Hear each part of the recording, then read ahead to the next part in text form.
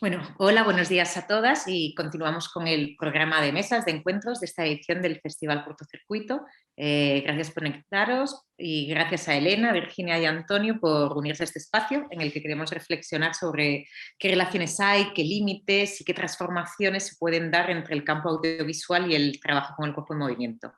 A esta mesa la hemos llamado Representaciones de la Metamorfosis y os presento brevemente a cada una de vosotras por orden alfabético, lo hago así no hay problemas. Virginia Rota es malagueña, es licenciada en Psicología y máster de Cine Experimental y Documental. En 2015 trabaja en su primera serie de retratos Saudade, que consigue el premio Málaga Crea y Contemporearte y es exhibida en el Museo de Arte Moderno de Guatemala, la Galería Starté y RJ de Logroño, el Festival Incubarte de Valencia o la Galería La Casa Rosa de Málaga. En 2016 gana el concurso iberoamericano de fotografía Anexo Foto, también con este trabajo, y en 2018 es ganadora del Premio Galicia de Fotografía Contemporánea con un ensayo fotográfico que se llama El mundo al principio, Infants. También ha realizado piezas audiovisuales, algunas piezas cortas con fond footage, como Dolo, que fue finalista en el No Todo Film Festival de 2014, o El Vencimiento. Y está aquí por un trabajo que realiza muy concreto en colaboración con coreógrafos. Ha trabajado ya con Daniel Abreu, con Poliana Lima, con Lipi Hernández, pero sobre todo se destacan dos colaboraciones. La primera con Janet Novas, con la que ya empezó a realizar su trabajo final de máster, que el resultado fue un documental llamado Cadencia, que ella define como una película experimental sobre la relación entre la cámara y el movimiento de la bailarina.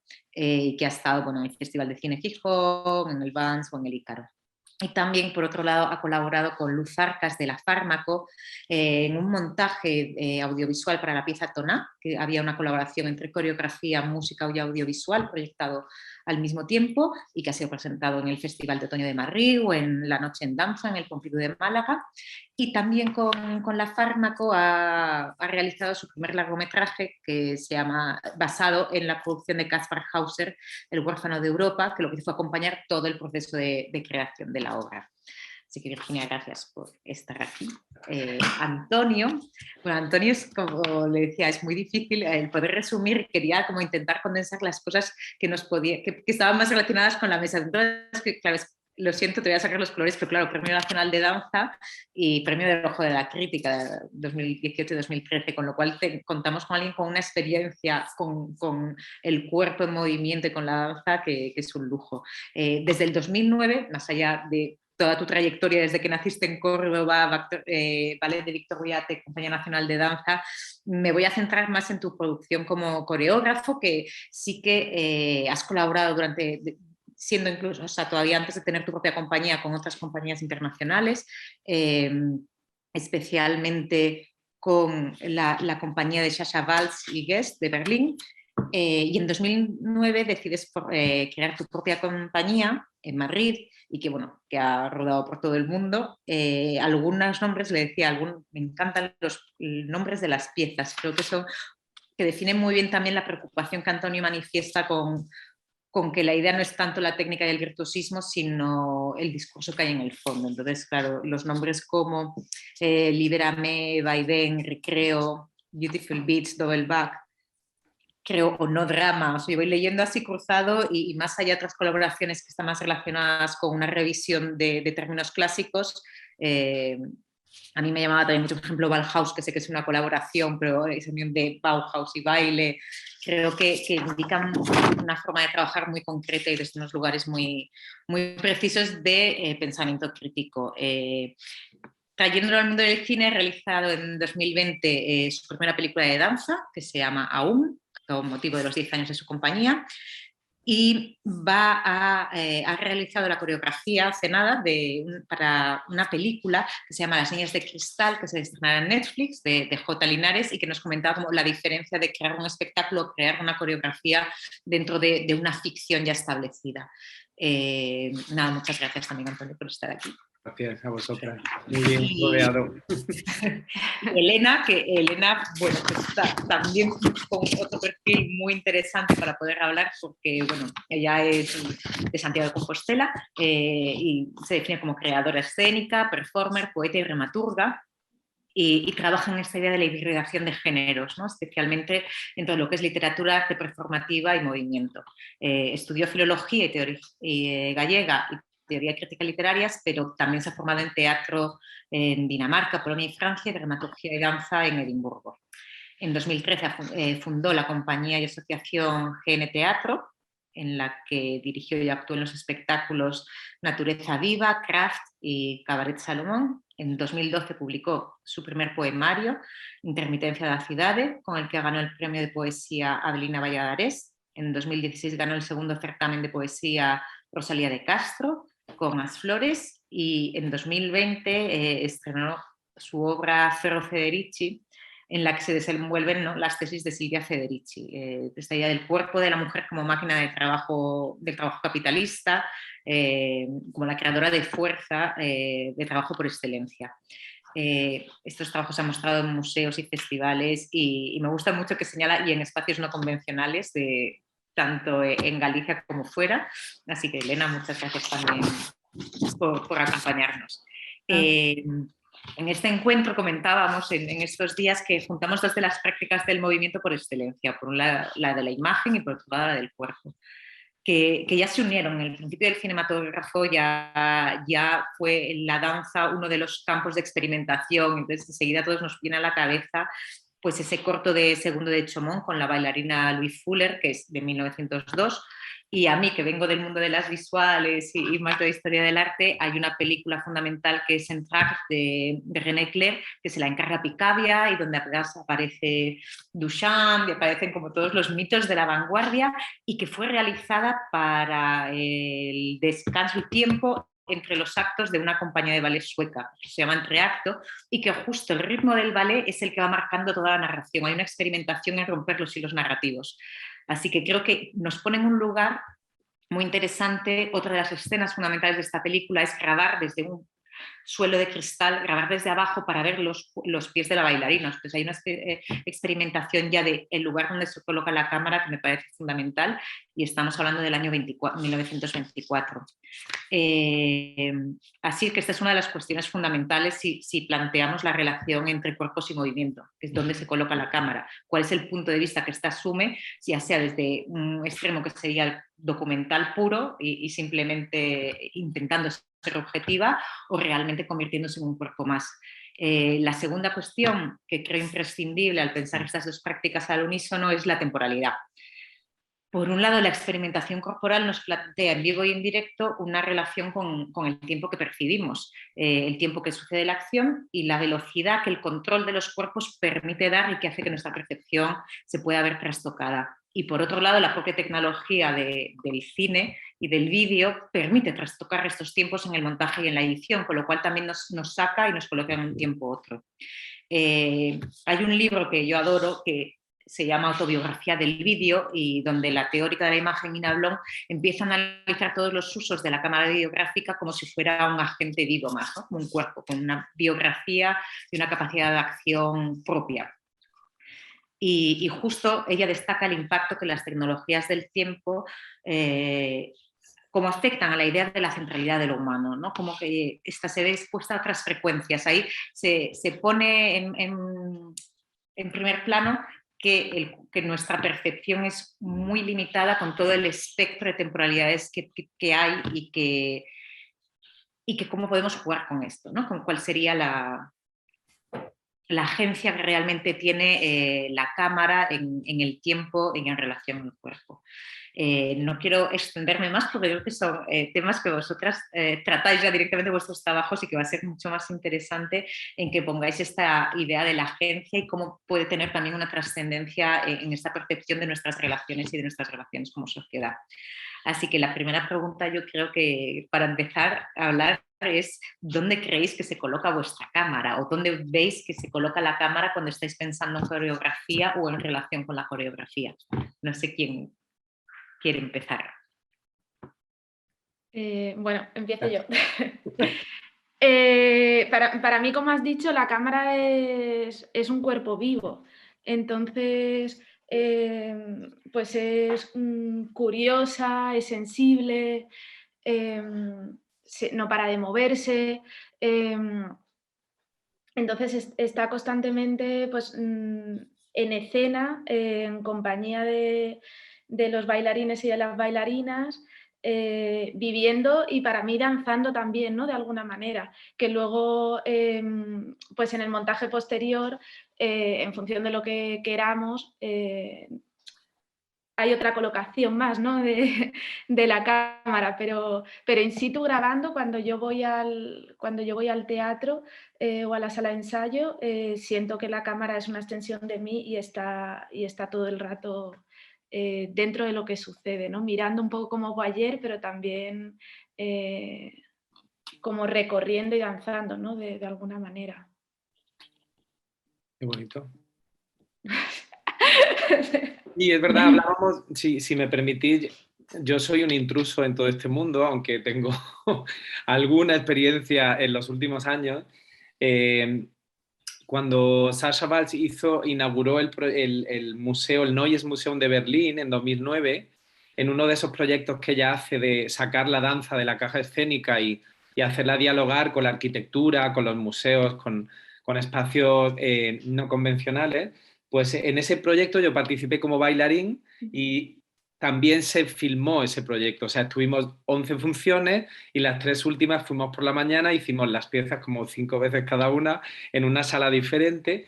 Y esa fue un poco mi primera experiencia con la cámara y con la pantalla, ¿no? Luego el resultado fue increíble y eso se me quedó ahí, ¿no? Digamos que yo nunca me he atrevido porque uno está tan centrado en su práctica, ¿no? Que es coreografiar, que es dirigir, que, bueno, la escena, ¿no? Lo escénico, la estética, ¿no? La dramaturgia de la estética y tal, y del movimiento, que al final, pues, el tiempo va pasando y tal.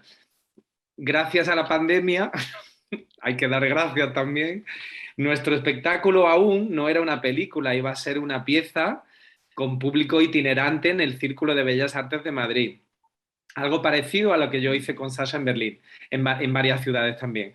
¿Qué pasó? Que llegó la pandemia y tuvimos que reinventarnos, que es esa palabra tan bonita que se usó el año pasado y que llevamos haciendo desde que nacimos, en realidad. ¿No? Entonces, en esa reinvención yo dije, ya está, vamos, porque era el plan B, no podemos rodar, no, y yo dije, se acabó el plan B, va a ser el plan A y esto nos va a permitir tener esta nueva experiencia de llevar la danza y la coreografía a la pantalla. Y surgió desde el principio con Manuel Rodríguez, que es el codirector de la peli, junto conmigo y en colaboración con el Amor Proyecto, surgió esta idea, este concepto de coreografiar la cámara. ¿Vale? Que parece así como algo como muy interesante y tal, pero realmente en el rodaje, que fueron 3 días de infierno, porque era mucho material, 21 bailarines, rodamos en 7 salas diferentes del círculo, pero un equipazo y la verdad es que fue muy bonito.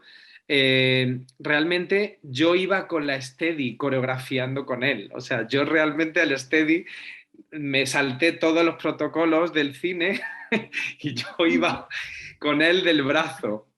Porque ¿quién mejor que un coreógrafo conoce la coreografía para filmarla?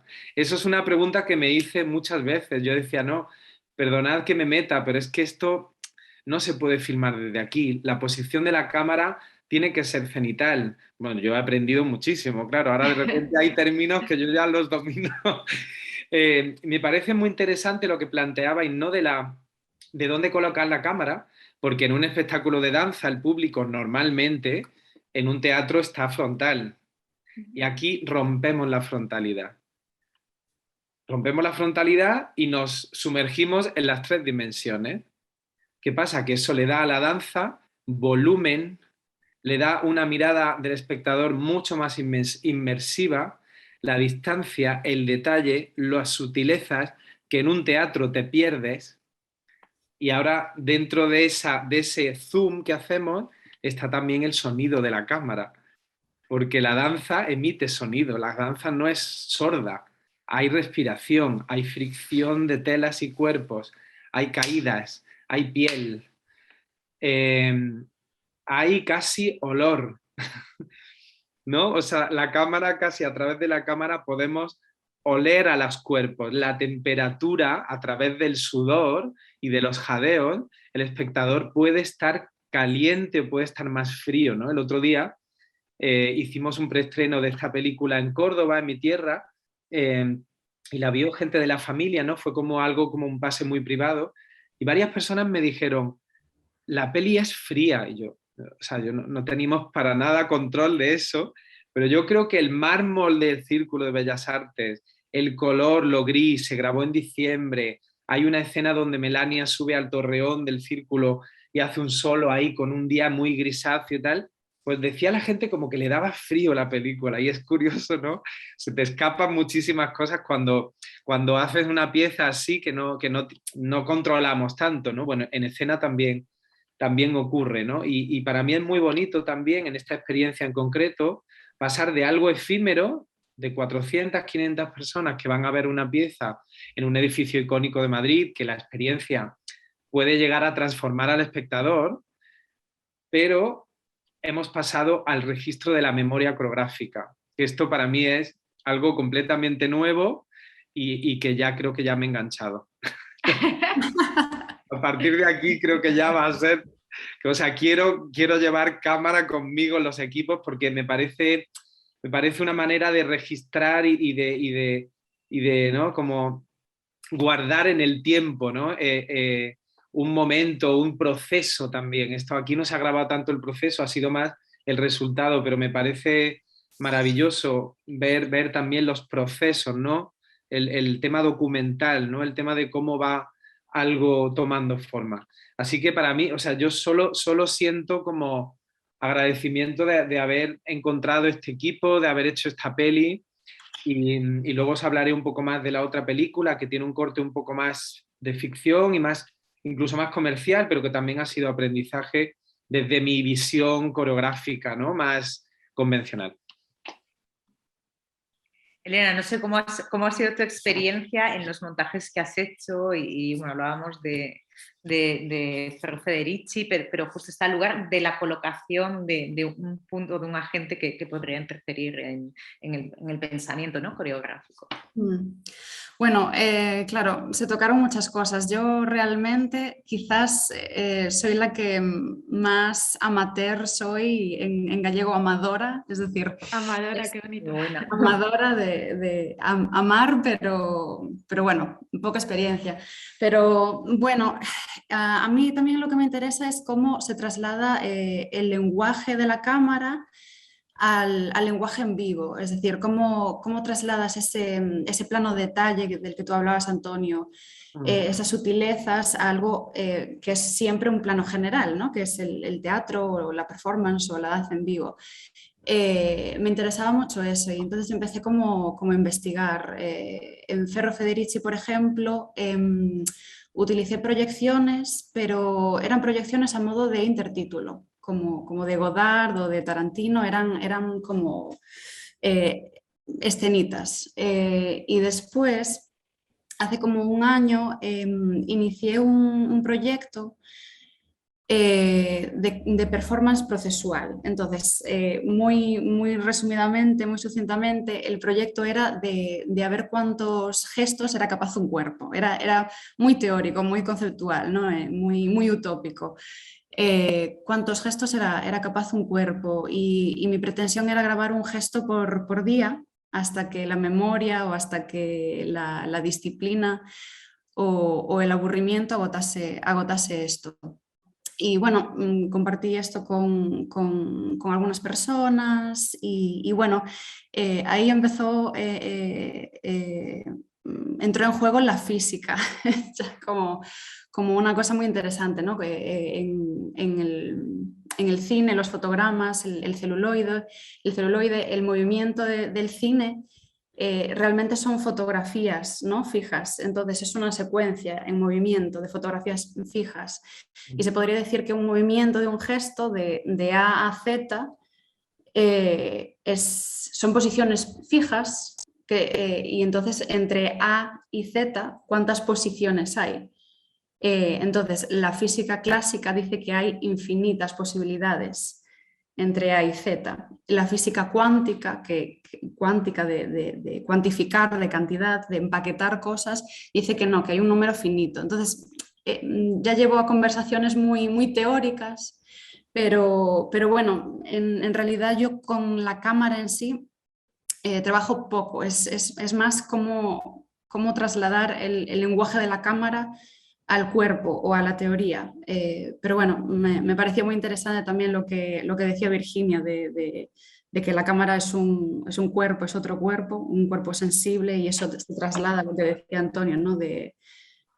A la recepción, se cogen esos detalles, esos olores, esos jadeos que en una percepción más general no se captan. Y bueno, la metamorfosis también está ahí, ¿no? De ya es otra extremidad más, es un... Bueno, es que da para mucha conversación, claro. Pero sí. Sí, justo yo creo que uno de los puntos claves es esta idea de que estaba contando Elena de la repetición, de repente cómo llevar al cuerpo al límite y cómo poder grabar desde la cámara esos límites, también siendo conscientes de las posibilidades limitadas o ilimitadas según concibas la cámara que da. Y entonces en esta idea de la repetición del directo y la congelación de tiempos, de las cápsulas temporales, que son las películas, que creo que Elena está como contando muy bien cómo llevar ese lenguaje. Me parece que es como el viaje inverso, ¿no? En vez de del cine a la danza al cine. O sea, justo, que sería muy interesante, pero no sé cómo veis esta idea de la repetición, como de repente el poder, o sea, cómo se puede pensar algo que, porque en cualquier representación de un arte viva, o sea, la idea del ahora y el ya y de lo que puede pasar y las eventualidades y cosas azarosas, por muchos ensayos que haya y por muchísima precisión, sabes que va a influir y que hay como unos también humores y afectos que van generando otras posibilidades en cada una de las representaciones, como de repente me imagino que por la edición, pero ahí ya lo contáis, jugáis con esto o planteáis que se puede jugar, porque creo que justo lo que haremos es un campo de experimentación gigante, ¿no? Al pensar captación del cuerpo y movimiento del cuerpo.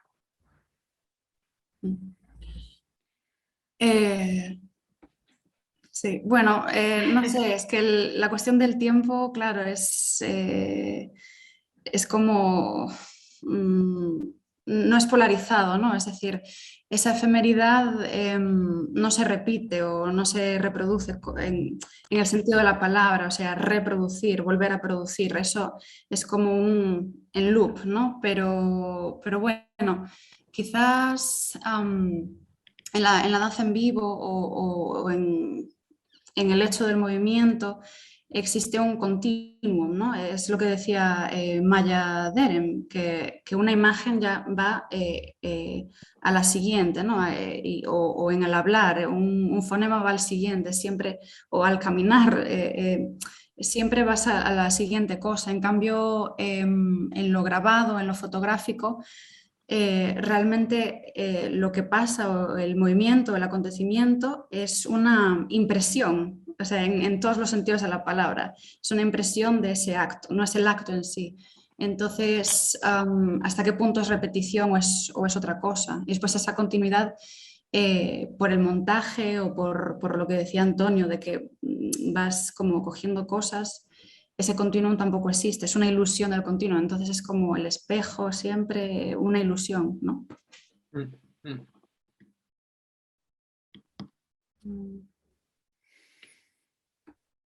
Sí, la verdad es interesante todo el tema del tiempo, ¿no? Cuando estos días acabábamos la edición de este trabajo, hablo siempre desde la experiencia, ¿vale? Que tengo como más reciente, ¿no? Cómo puedes jugar con el espectador, ¿no? Realmente cómo a través de la edición y del montaje uno puede cambiar la emoción y la percepción de una imagen, ¿no? O de una secuencia. Es alucinante cuando estuve también con J. Linares en la peli de Las Niñas de Cristal, que me invitó a la mesa, a la sala de edición. Una mirada puede cambiar una película. O sea, una mirada, quitarla o ponerla, puede cambiar la historia de un personaje. Ese tipo de cosas que son muy de detalle y que a veces como espectador uno no percibe o no sabe, a mí me han despertado como mucha curiosidad, ¿no? Y ahora al editar también aún y de repente decir, no, aquí vamos a cortar antes de que Melania se gire, cortamos. Y de repente es como otra movida, ¿no? Quiero decir con esto que es muy sutil todo. Para mí es todo como a la vez que es algo que perdura en el tiempo, pero que en ese proceso de, como comentaba Elena, ¿no? De, de ese cambio, de ese lenguaje de la cámara, del lenguaje de la danza o del presente al lenguaje de la cámara, ahí se producen muchísimas ramificaciones, ¿no? Y es interesante cómo elegir una y cómo elegir otra. A mí eso me ha hecho aprender mucho también sobre este diálogo cámara, danza, espacio-tiempo, ¿no? Sí, yo también con respecto a lo que dices, es verdad, yo tengo como dos vertientes quizá de trabajo, ¿no? Una es trabajar para compañías y hacer pues toda la imagen promocional desde foto hasta vídeo, de ensayos y los finales, y luego como el trabajo propio pues que me invento, ¿no? Tanto a nivel de fotografía como de vídeo y de danza. Y que siempre es verdad que hago un poco lo que me da la gana, tanto cuando trabajo para gente como cuando no, pero cuando trabajo para gente pasan cosas como esto, ¿no? De repente, pues un coreógrafo, una coreógrafa me dice, no quiero que aparezca este movimiento. Y lo quito y tengo que poner otro y de repente pongo otra cosa o simplemente ralentizo el anterior o lo volteo, como hago un cambio pequeño y ya es como otra, para mí son películas los teasers que hago porque no, bueno, porque los concibo como obras, ¿no? Pequeñitas. Entonces es verdad que modifica y de repente es otra cosa que está viva todo el rato hasta que tienes que entregarla, pero que si no la entregaras seguiría viva porque seguirías cambiándola. Bueno, supongo que igual que la danza o el teatro, ¿no? Que al final tienes una fecha de estreno y que si no, podrías estar todo el rato. Es difícil esta pregunta para mí porque siento que trabajo siempre de una manera como muy intuitiva y nunca trabajo con guión ni boceto, ni en mi trabajo propio ni cuando realizo algo para gente. Entonces es difícil contestar a esto, pero sí que es muy divertido, ¿no? Ver lo que puedes hacer con el movimiento y con la historia, con la obra en sí, como que puedes hacer 100 obras diferentes y siempre tu atención o tu asombro es lo que prima, ¿no? en la obra que tú estás haciendo, que es muy distinto de lo que va a recibir el público, porque el público no puede verlo todo. Entonces, no sé, bueno, no sé si he dicho algo. Sí, no. Sí, estaba pensando, es como esta idea de coreografiar la cámara que decía Antonio y que yo creo que también está en el trabajo muy, o sea, como muy claro de Elena, de ponerla en una situación, o sea, de poner el cuerpo en una situación como si fuera una coreografía y que justo que hay no sé, para mí se están mezclando mucho porque esta idea de la atención al detalle y de poder captar unas cosas que también tiene que ver con esta idea de la cámara fija, o sea, de la detención de la imagen para poder hacer el montaje como una suerte de coreografía al final, ¿no?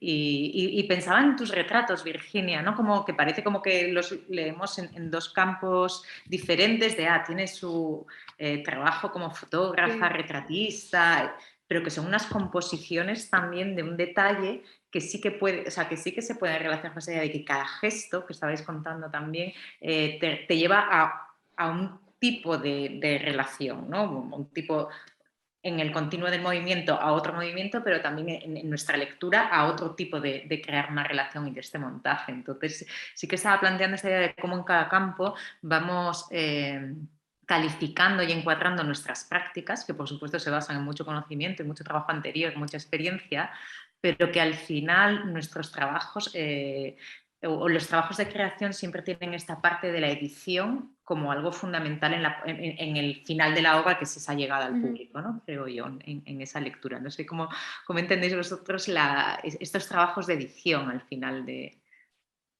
que para algunos, pues justo Antonio está diciendo, he estado por primera vez en la mesa con la película de las niñas de cristal, pero al final también estás editando cada vez que estás montando un espectáculo y vas afinando hasta que se vean los movimientos exactos que van a aparecer en escena.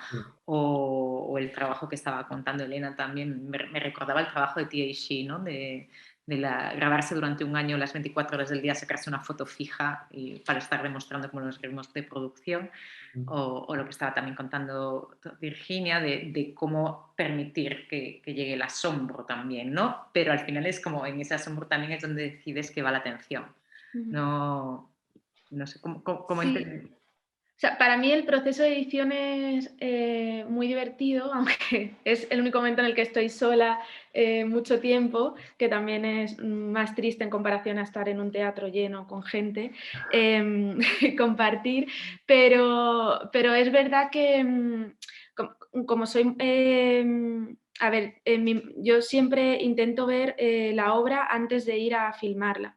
Cuando me encargan un teaser o algo así, normalmente trabajo con coreógrafos que conozco ya mucho, como La Fármaco, Janet, Pepe Pintón, o Abreu le conozco un poco menos, pero bueno, que son compañeros, compañeras a las que sigo mucho su trayectoria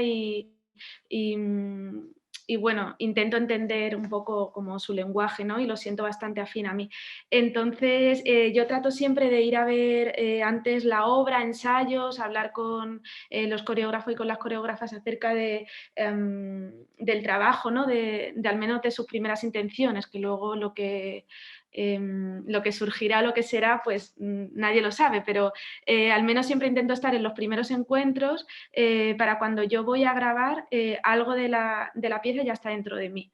Y luego cuando trabajo en la edición, sí que me he dado cuenta que yo nunca sé, siempre me dan como toda la música que puedo utilizar y nunca sé la música. Entonces, nunca sé qué voy a utilizar y siempre empiezo con las imágenes. Y empiezo a trabajar con la edición de las imágenes y me doy cuenta que, no sé si, supongo que luego hablaremos del ritmo y del montaje, me doy cuenta cómo las obras tienen su propio ritmo y ese ritmo ha quedado como en realidad dentro de mí y queda dentro del espectador y queda dentro de cualquiera que asiste, ¿no? a la representación o al ensayo, a lo que sea. Las obras tienen un ritmo muy claro y eso queda dentro. Entonces, cuando te pones a montar, para mí está ahí. No sé exactamente, no sabría enseñarlo o tutorizar a alguien para que lo encuentre o trabaje sobre ello, pero creo que hay un ritmo muy concreto que se desvela y que no tiene nada que ver con lo musical ni con la historia en sí, ¿no? Que es un ritmo propio que tiene pues el creador, ¿no? Y que luego aparece en la edición y es muy divertido ver cómo aparece y dejarlo surgir, no sé. Bonito. Sí. La verdad es que yo admiro muchísimo tu trabajo, lo digo ahora aquí públicamente. Una maravilla. Los Muy, relatos de Pepintón son geniales. Sí, muy, sí. muy, muy, muy evocador, muy evocador. Es una Ya que has pasada. sacado el tema del ritmo, Virginia, contadme ¿cómo veis el ritmo, porque bueno, lo habéis dejado intuir también Elena y Antonio en lo que en lo que nos estáis contando, pero justo sí que creo que es uno de los temas, ¿no? Fundamentales de ese ritmo, que además pensaba también en lo que decía Antonio, ¿no? Que también el ritmo viene de una idea de esos sonidos también que no son solo la música, sino que también están en otros movimientos que son partícipes de estos montajes. Sí, bueno, si queréis yo hablo de este trabajo que hemos hecho que teníamos como una idea de que la película fuese muy contemplativa, ¿no? Que tiene que ver mucho con la lentitud o con esos planos secuencia o con esa mirada del espectador mucho más tranquila, ¿no? Pero luego al montar te das cuenta de que no aguantan, hay como escenas que se caen, que pierden la atención, que no tienen, y ahí ya empieza a jugar el tema de la dinámica, del ritmo, ¿no? Un poco de la aceleración, Yo creo que en todo ese tema influye muchísimo el montaje, y cuando hablo de montaje es esa toma de decisiones, ¿no? Ese saber desechar lo que lo que realmente quieres que vea el espectador o no, lo que funciona a nivel de ritmo. Y como decía Virginia, hay algo muy intuitivo, ¿no? Es que esto no funciona porque no funciona, o sea, y aunque sea un equipo, te das cuenta, yo he montado con 4 personas la peli, que estaba Elisa, Roberto, Manu y yo, y éramos 8 ojos ahí, y es que no cabe, ¿sabes? Había escenas y había secuencias que era muy fácil saber lo que había que desechar o no.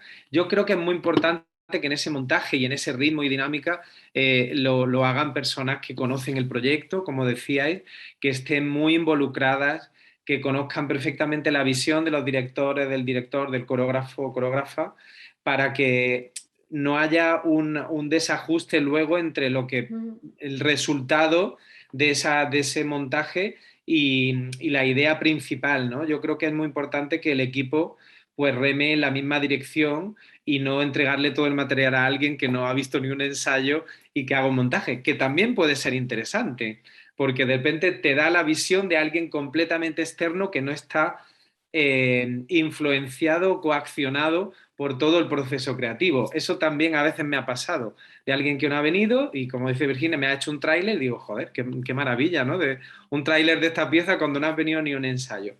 Entonces, bueno, todo es bastante ambiguo, ¿no? En ese sentido, pero a mí me ha parecido muy interesante en estos trabajos que he hecho el tema del ritmo, el tema de cómo jugar con el tiempo, de cómo jugar también con esa mirada más activa en la pieza, ¿no? En la percepción del espectador y con cómo puedes crear emoción con el ritmo. Sí, es que ya estabas traída, o sea, me encanta escuchar. Sí, claro, es que el ritmo, pero bueno, es lo mismo que, por ejemplo, estaba pensando ya en poesía, ¿no? O lo que decías tú, Marta, es que se me viene la idea, se me viene a la mente la idea del palimpsesto, del collage, ¿no? O sea, en todo trabajo creativo, todo trabajo artístico es, creo, más un trabajo de destrucción que de construcción, ¿no? O sea, tienes ahí un material y después es esculpir y pulir y después recolocar, ¿no? O destruirlo todo y después volverlo a colocar, ¿no? Y bueno, en el trabajo, por ejemplo, en la construcción de un libro puede ser muy parecida, ¿no? Que la construcción de una película o de una videodanza o un teaser. Y la idea del montaje, ¿no? Y también me gustaba mucho lo que decías, Marta, que era también una coreografía, ¿no? O sea, la coreografía es la escritura del movimiento y tú también vas escribiendo el movimiento de los planos, el movimiento de la cámara respecto al cuerpo, porque haciéndolo todo dinámico y eso crea un ritmo diferente, ¿no? Un ritmo particular, es diferente un cuerpo moviéndose en un plano fijo que un cuerpo moviéndose y la cámara moviéndose y volviendo. Kurosawa, por ejemplo, cómo estudiaba esos movimientos, ¿no? Y esos planos, y siempre eran planos muy, muy dinámicos y eso a veces como espectadora no te das cuenta, pero es el movimiento. Si no hay movimiento no fluye nada. Y eso es en todo, ¿no? En la poesía, en el ritmo, en la música. La música es movimiento también, es todo movimiento. Sí. Sí, justo me estaba acordando de tuve la suerte de estar trabajando con unos artistas holandeses que se llaman Sander Breure y Witte van Hulsen, que ellos trabajan con cuerpo, movimiento, con coreografía y con filmación. Están un poco también como en estos campos híbridos de los que estamos hablando. Y por un lado trabajaron, yo les conocí trabajando cómo captar el movimiento de lo cotidiano, ¿no? De estas cosas que de repente se te escapan. Entonces está la idea que contabas de tensión y asombro, porque era 6 meses de una coreografía que 6 performances se hacían en la estación de tren de Utrecht y eran movimientos mínimos porque estaban basados en un estudio de los movimientos típicos de los transeúntes en este espacio. Entonces, de repente, era recoger una moneda del suelo o hacer una pregunta, una indicación, todo esto coreografiado. La gente que pasaba, que nada más esto pasaba como varias veces a la hora del día, con lo cual se iba repitiendo la secuencia, al principio la gente no se daba cuenta que estaba pasando y de repente se empezaban a dar cuenta y empezaron a grabarlo con sus teléfonos y a subirlo en YouTube o a subirlo en redes, y lo que hicieron fue recoger las grabaciones de todos estos ojos y estas cámaras sorprendidas. De ahí luego lo llevamos al otro lado, que a mí me recordaba Elena, que era como cómo afecta al cuerpo el estar con una pantalla 24 horas, ¿no? Entonces, de repente era una coreografía donde la imagen en movimiento no estaba presente, solo su referencia, que era el resplandor de la pantalla. Entonces, también cómo nos metemos a la cámara, a la proyección a la inversa, ¿no? Al recibir la proyección, no al ejercerla. Entonces, creo que entre estos dos mundos que mezclan lo cotidiano, pero también la atención y la sorpresa y nuestra relación con la imagen, creo que también nos ha trastocado que es imposible relacionarnos, ¿no? De la misma forma, y que creo que justo que se abre muchísimo la experimentación, esta posibilidad que es entender también la creación o el pensamiento del movimiento desde la imagen. ¿Cómo veis, cómo pensáis que está actuando ahora mismo los públicos o cuando están, o sea, creéis estas percepciones de estamos atravesados por la imagen en movimiento y a nuestra propia concepción? ¿Cómo creéis que está afectando y cómo puede afectar también a la creación o composición coreográfica, pues ya sea a nivel audiovisual o coreografiada? Pues bueno. Virginia, Me parece que vas a decir. Te dejo, estaba pensando en una cosa en un texto que escribió Luis Patiño, y que leí hace mucho tiempo, bueno, hace un año por ahí, creo que lo escribió justo cuando el confinamiento, y que hablaba de lo importante que era, creo que fue por las salas de cine cerradas y demás, y de todo lo que está haciendo ahora pues Netflix, HBO, ¿no? que es muy importante, nos ha salvado, es verdad, es una plataforma muy importante para, bueno, como para crear, ¿no? y tal, pero es cierto que también hay un peligro gigante ahora que estamos consumiendo constantemente arte, porque el cine y las series también, las series que consumimos en Netflix o donde sea, son arte, por supuesto, y las estamos consumiendo por adicción, no por placer, ¿no? Entonces, bueno, estaba pensando mientras hablabas de cómo a mí, como observadora, como público, como espectadora, también como creadora, no, porque no siento que por ahora me haya afectado la manera en la que el público visualiza, vive ahora, ¿no? Pero sí como espectadora me ha afectado mucho la tecnología ahora, ¿no? y el acceso constante a todo y la superproducción que hay de cualquier tema y de cualquier cosa. Y por eso es verdad que a mí me gusta mucho, me salva que existan las artes vivas. O sea, me salva mucho ir al teatro, porque luego no necesito nada más. O sea, luego no estoy como, no necesito ver otra obra justo después, ¿sabes? Necesito irme al bar, tomarme un vino y estar en silencio. Entonces, bueno, no sé. Me preocupa un poco en que sí, no sé. Eso, ¿no? Lo de a veces digo, venga, el siguiente capítulo, te lo digo, ¿dónde vas? Si no te has enterado de, ¿no? Como, espérate, piensa qué ha pasado, no sé, como que hay una cosa ahora de estar constantemente entretenida, viendo y no ves. El reto de algo que siempre nos había llevado al campo experimental, de repente a que sea esta como una información puesta en vena con un gotero y que no la procesas, ¿no? Entonces creo que ahí hay un reto de cómo vamos a procesar también nuestros usos de la cámara y de la imagen para poder seguir experimentando. Yo creo que... Sí, Elena, por favor, no, adelante. Bueno, nada, era con lo de la adicción, que es también como casi pornográfico, ¿no? Es como no es el placer, no es experimentar el placer, es como la consumición del placer, que ya ni es placentero, ¿no? Es como, a mí también me pasa, o sea, y aparte ya estas plataformas te lo ponen, que empieza el siguiente capítulo 10, 9, 8 y ya empiezas, ¿no? Y es como, eres ya un autómata. Pero sí, es que lo de la mirada o cómo nos afecta que nosotras no seamos solo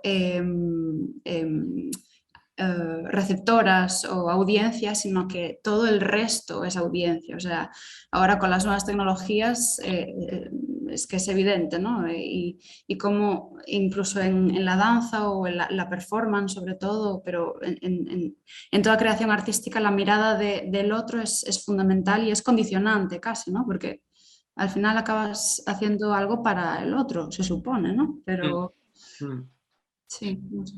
Pues se me plantea ese dilema, ¿no? Entre como entregarnos al vídeo, a lo virtual, ¿no? A esta época, sobre todo después de esta pandemia y tal, ¿no? Y yo tuve durante esos meses, tuve como muchos dilemas de abro las piezas, las dejo en abierto, las cierro, no, tal, tuve conflicto, ¿no? No me aclaraba muy bien. Pero hay un tema, hay una anécdota curiosa que cambia justamente lo que decía Selena, la mirada del trabajo de ciertos artistas, o coreógrafos en este caso. A mí hay muchos jóvenes que me dicen, ay, me encantó tu pieza. Digo, así, ¿cuándo la viste? Y dice, no, la vi en vídeo.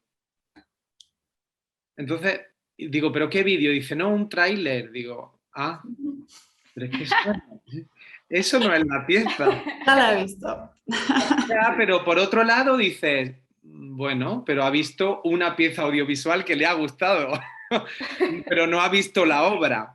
¿Entendéis? Es que también cambia mucho. Yo creo que, como decía Virginia, nos va a salvar siempre el teatro. O sea, el teatro o el espectáculo en vivo, ¿no? O sea, el tiempo presente, el ritual. Sí. El ritual, el llegar, el silencio, el oscuro, empieza la música, el no sé qué, entra el intérprete, el performer. Eso creo que no, por eso creo que no se deben comparar, que son dos lenguajes que se pueden complementar, me imagino, pero que son dos lenguajes, son dos mundos muy diferentes, son universos muy diferentes. Entonces, cuando la gente compara piezas de danza vistas en vídeo o vistas en vivo, es que no se pueden, no, es que una pieza de danza grabada es una interpretación de esa pieza. Sí, a lo mejor me he expresado mal en el texto este que he mencionado, de Luis. Sí. Él mencionaba, y que es lo que tú has dicho de ritual, o sea, lo importante que es acudir a la sala de cine, ¿no? Como lo importante que es ir a un lugar a atender algo concreto que sucede en un momento, porque es el momento en el que van a poner la peli, que es los martes de 8 a 9:30, y luego se acabó. O sea, luego no hay... Como eso, lo que tú has dicho de ritual, ¿no? Que puede suceder con cine, que puede suceder con las artes vivas, o sea, el acto en sí de acudir al lugar a dejarse sorprender, ¿no? Como un tiempo limitado, porque no podemos estar constantemente sorprendidos, no es posible. Y no le puedes dar para atrás. No puedes Claro. Que luego en un móvil o en una pantalla, voy a ver esto y lo puedes repetir. Y no se puede parar. Claro.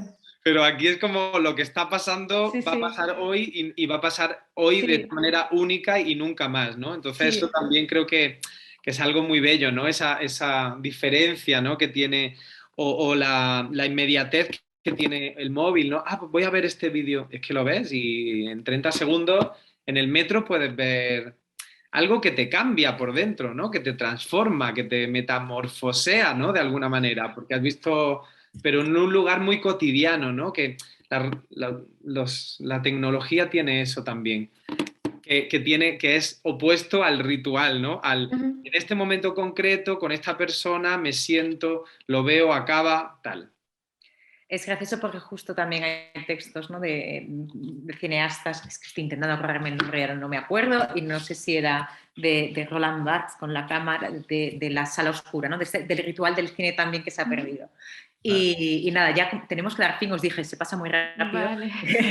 Y entonces, como resumen, sí que daros las gracias porque además justo está, como creo que ha sido muy bonito ver la ida y la vuelta desde los mundos y cómo pueden beber y aprender el uno del otro. No es solo, la cámara se convierte en un bailarín, pero también de repente el bailarín aprende o se puede experimentar y reflexionar a través de la técnica aplicada al cuerpo del performance o del bailarín. Entonces, estos caminos de ida, me gusta mucho esta idea de construir y destruir, y mezclado con, o sea, entre estos dos movimientos, la creación de un ritual, ¿no? Que el ritual, además, ya sea en la composición o ya sea en el visionado o en la relación con la obra, requiere atención. Entonces, esta idea de que al final lo que estamos es como trabajando para generar atenciones diferenciadas que nos hagan de este continuo. Entonces, ahí el movimiento y el continuo toman otro significado.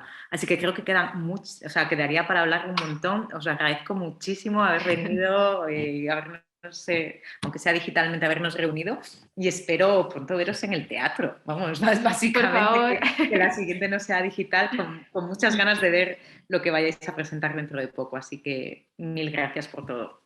Bueno, gracias a vosotras. Gracias a vosotras.